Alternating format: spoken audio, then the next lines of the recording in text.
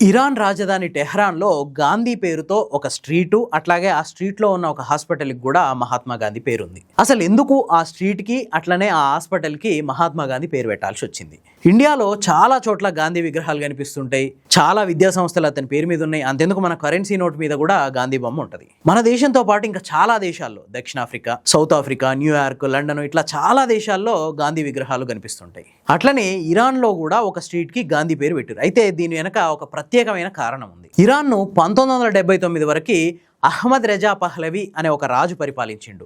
ఈ రాజు బ్రిటిషర్లకి తొత్తుగా వ్యవహరించేవాడట. అంటే బ్రిటిషర్లు ఏం చెప్తే అదే వినేవాడు. ప్రత్యక్షంగా పాలన ఇతని చేతుల్లో ఉన్నప్పటికీ పరోక్షంగా పాలించేదంతా బ్రిటిషర్లే. ఈ నేపథ్యంలోనే ఇరాన్లో ఒక ఇస్లామిక్ రెవల్యూషన్ వచ్చింది.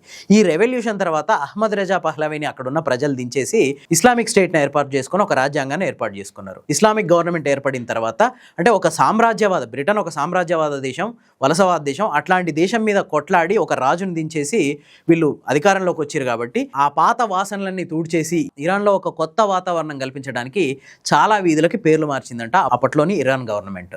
అయితే కేవలం తమ దేశంలో ఈ సామ్రాజ్యవాదానికి వ్యతిరేకంగా పోరాడిన నాయకుల పేర్లే కాకుండా వేరువేరు దేశాల్లో ఈ సామ్రాజ్యవాదానికి, వలసవాదానికి వ్యతిరేకంగా స్వాతంత్రోద్యమంలో పాల్గొని పోరాటం చేసిన చాలా మంది నాయకుల పేర్లను కూడా ఆ దేశ రాజధాని టెహ్రాన్లో ఉన్న చాలా వీధులకు పెట్టిరు. అందులోనే భాగంగా ఒక స్ట్రీట్ కి మహాత్మా గాంధీ పేరు పెట్టిర్రు. ఇంకొక స్ట్రీట్ కి కాంగ్రో తొలి ప్రధాని ఫ్యాట్రిస్ లుముంబా పేరు, సౌత్ అమెరికా స్వాతంత్ర పితామహుడిగా పేరు పొందిన సైమన్ బొలీవర్ పేర్లను, ఇట్లా చాలా మంది ఇతర దేశాల స్వాతంత్ర సమరయోధుల పేర్లను కూడా ఆ దేశంలోని వేరువేరు స్ట్రీట్లకు పెట్టింది. అందులో భాగంగానే మహాత్మా గాంధీ పేరుని ఒక స్ట్రీట్కి పెట్టింది. ఆ స్ట్రీట్లో ఏర్పడ్డ హాస్పిటల్ పేరు కూడా మహాత్మా గాంధీ హాస్పిటల్గా పేరు పొందింది. ఈ హాస్పిటల్ మీదనే రీసెంట్గా ఇజ్రాయెల్, అమెరికా కలిసి దాడి చేసినాయి. ఈ దాడుల్లో ఈ హాస్పిటల్ తీవ్రంగా దెబ్బతిన్నది. 166 మంది వరకు చచ్చిపోయారు అని చెప్పి కూడా రిపోర్ట్స్ వస్తున్నాయి.